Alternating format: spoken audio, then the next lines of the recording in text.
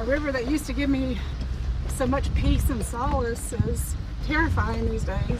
Melinda Williams has to drive through a riverbed now to get to her property in Banner Elk after the bridge and so many parts of her life washed away with floodwaters last month. What I worked for, my kids' home, it's gone. The EMS worker was inside her home when the water started rising and lifted the house away from the foundation.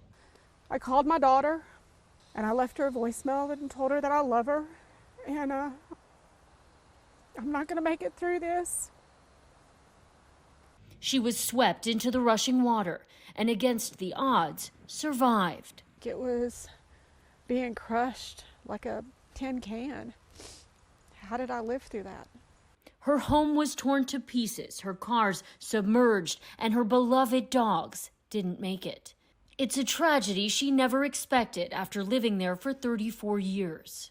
This here was not considered a flood zone. FEMA maps labeled her property minimal risk and didn't suggest flood insurance or other proactive measures. Research from First Street Foundation paints a different picture, giving that property the highest level of risk. The nonprofit research group says the 4% of homes in FEMA flood zones is an underestimated number, especially in the mountainous areas hit hardest by Helene, where at least 126,000 homes were damaged. And in some of those counties, I mean, we were seeing 7, 8, 9 times as many properties that had 1 in a 100-year flood risk in our model versus what FEMA was finding in their models.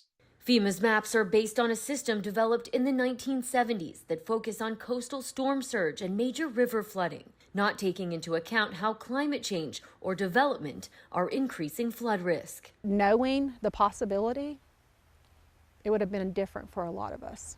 It wouldn't have changed the disaster, but it could have changed the amount of lives.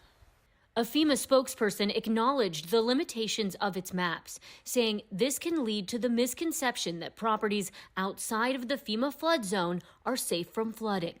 Why was it not updated? Why wait until something this horrific happens to say, hey, our system's broken? No, you knew your system was broken. Fear and frustration as climate scientists anticipate more frequent and severe storms in the future. Liz McLaughlin, WRAL News.